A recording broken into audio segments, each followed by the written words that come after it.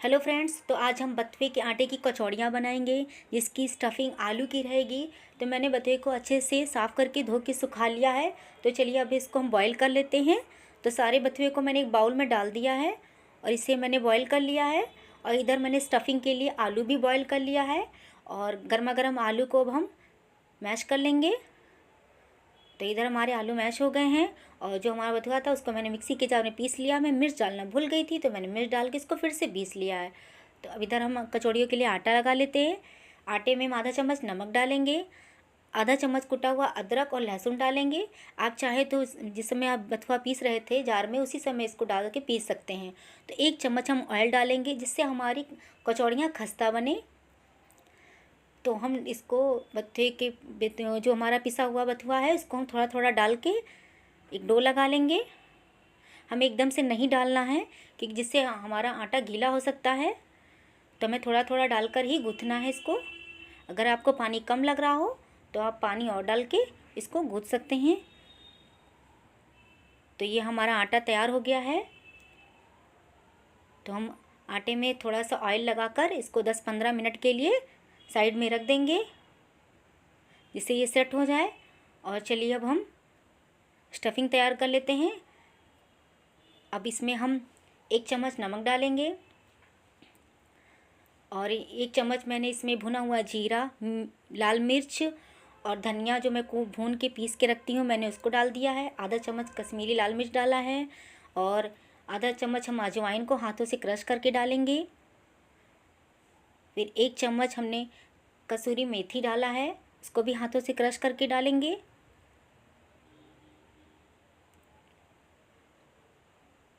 इसके बाद मैंने एक प्याज जो कि महीन मैंने बारीक चॉप कर लिया है वो भी डालेंगे, आप चाहे तो ना डालें। और उसके बाद इसको मिक्स कर लेंगे अच्छे से। फिर ये आधा नींबू है, आधा नींबू को हम निचोड़ के इसमें ये भी डालेंगे जिससे हमारी जो स्टफिंग है वो थोड़ा अच्छा उसका टेस्ट आ जाता है। नींबू से हल्का सा खट्टापन भी आ जाता है। अब इसकी बीजें हैं जो इसको हम निकाल लेंगे और धनिया डाल के इसको हम हाथों से मैश कर लेंगे। स्टफिंग हमारी तैयार हो गई है। चलिए अब कचौड़ियाँ बनाते हैं। तो इधर आटा हमारा सेट हो गया है। अब हम थोड़ा हाथों से इसको अच्छे से मसल लेंगे जिससे ये और मुलायम हो जाए। तो ये हमारा आटा लग गया है। अब चलिए हम इधर कढ़ाई में मैंने तेल डाल दिया। तेल हमारा गर्म हो गया है। तो एक लोई लेंगे हम और इसको हल्का सा हाथों में सूखा आटा लगाएंगे और इसको कटोरी का शेप देंगे। उसके बाद इसमें हम 1 चम्मच स्टफिंग भरेंगे।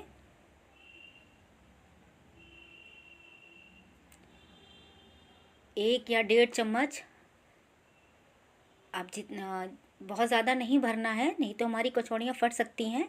अब इनको घुमाते हुए दबाएंगे और घुमाते हुए हमें इन्हें बंद करना है। मुझे कम लग रहा था तो मैंने इसमें थोड़ा सा और लिया है। अब इसको हम घुमाते हुए इसको बंद करेंगे और उसको उंगलियों से हमें इसे दोनों तरफ से दबाना है। दबाने से थोड़ा आप चाहें तो ऐसे ही दबा दबा के दोनों तरफ से और इसी तरह से कचौड़ियाँ तल सकते हैं। लेकिन मैं इसे थोड़ा बेलूँगी, हल्का सा आटा लगा के मैं इसे बेलन से बेलूँगी। थोड़ा ज़्यादा हमें प्रेस नहीं करना है नहीं तो हमारी कचौड़ियाँ फट सकती हैं। हमें हल्के हाथों से ही इसे बेलना है। तो ये हमारी कचौड़ी बेल गई है।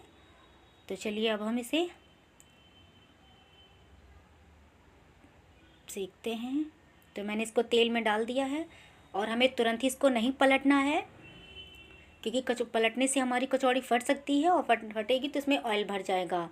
तो हमें 1 से 1.5 मिनट के बाद ही इसको पलटना है जिससे नीचे से कचौड़ी सिक जाए और फूलने लग जाए।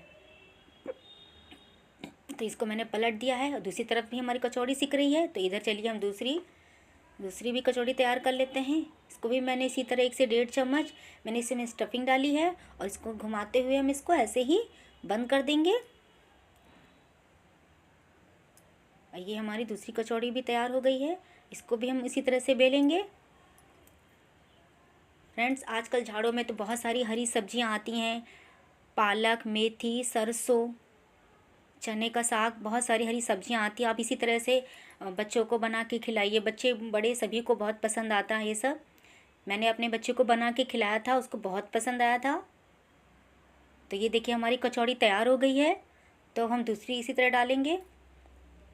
देखिए कचौड़ी हमारी फूली फूली है, दिख रही है आपको। तो ये हम दूसरी डालेंगे, इसको भी हमें तुरंत नहीं पलटना है। अब ये देखिए हमारी लाल हो गई है। इसी तरह से हम कचौड़ियों को बनाएंगे। देखिए मैं पास से दिखा रही हूँ, देखिए ये भी फूल रही है। इस तरह से बनाएंगे तो आपकी कचौड़ियाँ कभी नहीं फूटेंगी। आप प्याज भी डालेंगे तो भी नहीं फूटेंगी। तो चलिए हमारी इसी तरह सारी कचौड़ियाँ बनकर तैयार हो गई हैं।